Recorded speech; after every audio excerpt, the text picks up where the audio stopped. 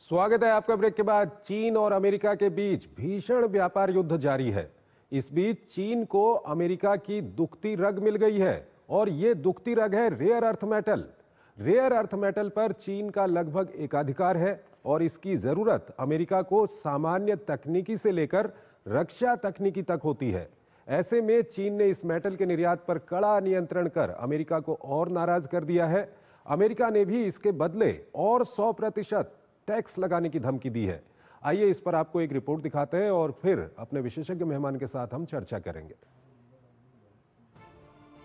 पिछले हफ्ते चीन के वाणिज्य मंत्रालय से की गई घोषणा नंबर 62 ये सिर्फ एक साधारण ऑर्डर नहीं बल्कि एक तरह से लेटर बम था, जिसने चीन और अमेरिका के बीच जारी अस्थायी ट्रेड सीजफायर को झकझोर कर रख दिया। दुर्लभ मृदा के निर्यात पर नए प्रतिबंधों के प्रावधानों को समेटे यह आदेश महत्वपूर्ण खनिजों की वैश्विक आपूर्ति पर बीजिंग की मजबूत पकड़ को दर्शाने के साथ अमेरिकी राष्ट्रपति ट्रंप को एक संदेश भी था कि व्यापार युद्ध में चीन के पास कितना मजबूत और महत्वपूर्ण हथियार है।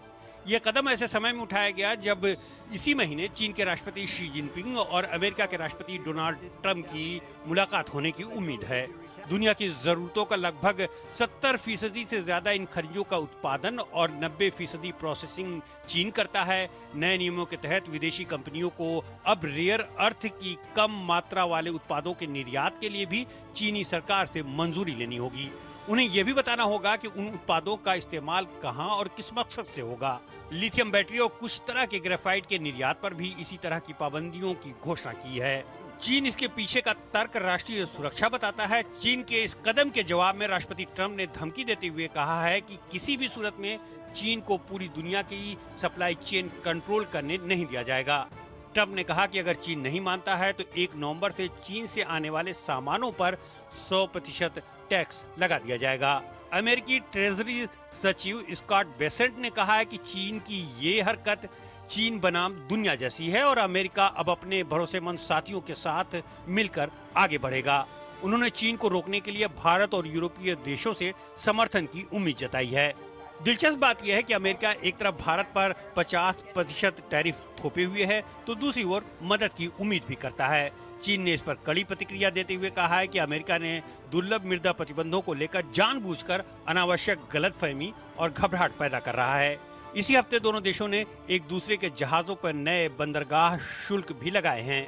अमेरिका की बेचैनी का सबसे बड़ा कारण उसकी रक्षा ताकत इन खास खनिजों पर काफी निर्भर है। अमेरिका के F-35 फाइटर जेट, वर्जीनिया और कोलंबिया क्लास पनडुब्बियां, रडार सिस्टम, JDAM और प्रोडेटर ड्रोन इन्हीं से चलते हैं। लेकिन दिक्कत यह है कि जहां अमेरिका इनका उत्पादन बढ़ाने की कोशिश कर रहा है, वहीं चीन 5 से 6 गुना तेजी से आगे बढ़ रहा है।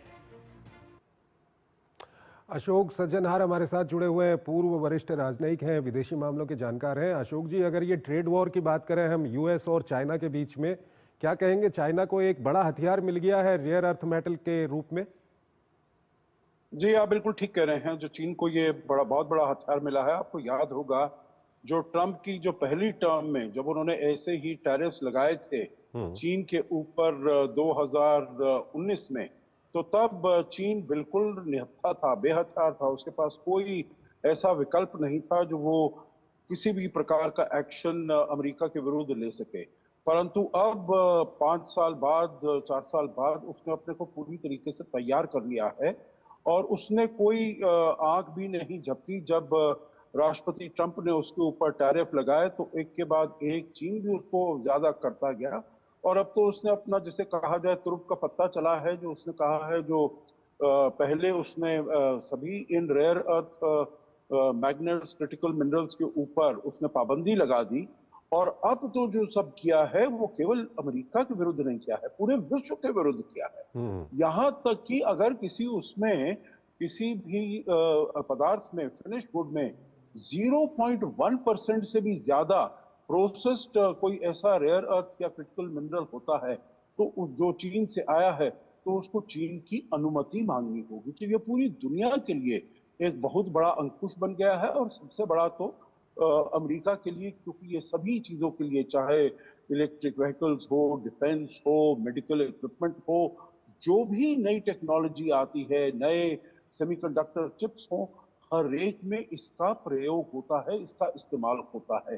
तो इसीलिए पूरे केवल अमेरिका के लिए नहीं परंतु पूरे विश्व के लिए ये बहुत ही एक बड़ी चुनौती बनकर उभरी है और पूरी विश्व को एक साथ मिलकर इसके बारे में सोचना होगा, क्योंकि जैसे आपके रिपोर्ट में आपने ठीक बताया 70% से ऊपर ज्यादा माइनिंग चीन करता है और 90% से ऊपर प्रोसेसिंग चीन के पास है। तो इसीलिए पूरे विश्व में कमी है, परंतु सबको मिलकर अगर वो ऐसा करते हैं, मिलकर अपने जो भी फोर्सेस हैं सहयोग बढ़ाते हैं, तो इसका उत्तर उनको उसी में सहयोग में ही ढूंढना पड़ेगा। अशोक जी, यहीं पर सवाल आता है, जो अमेरिका के अधिकारी बोल रहे थे कि अब पूरी दुनिया के साथ ये लड़ाई है, पूरी दुनिया को एक होना चाहिए, भारत जैसे देशों से भी उन्होंने सहयोग की आकांक्षा वहां पर जताई है, लेकिन जो ट्रंप एडमिनिस्ट्रेशन की जो टैरिफ नीति रही है, ऐसे में चीन के खिलाफ पूरी दुनिया को क्या एक कर पाएगा अमेरिका?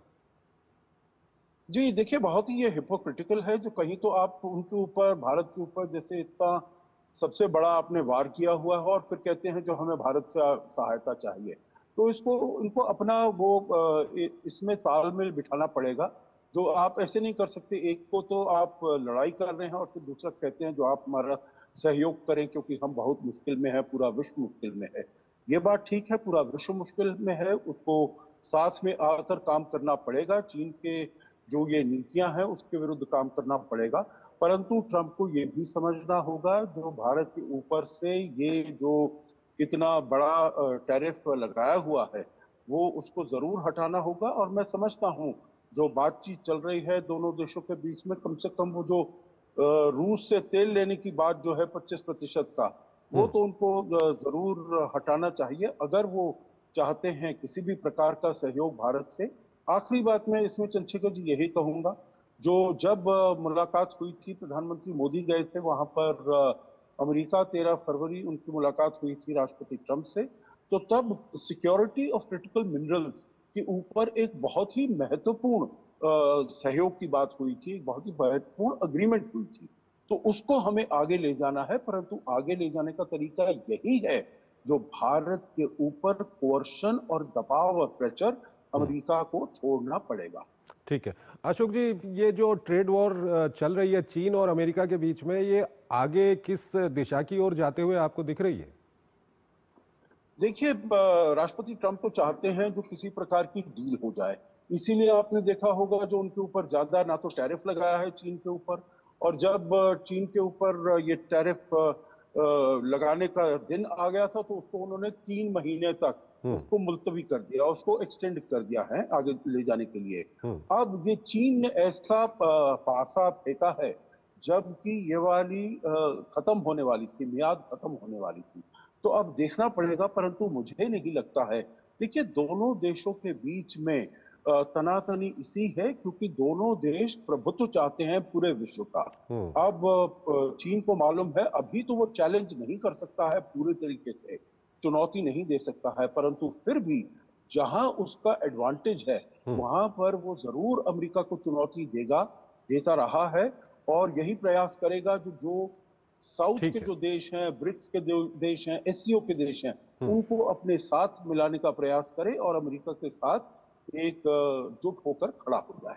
ठीक है अशोक जी, बहुत बहुत शुक्रिया आपका, आप हमारे इस कार्यक्रम में जुड़े और दोनों ही महत्वपूर्ण विषयों पर आपने अपना महत्वपूर्ण विश्लेषण हमारे दर्शकों के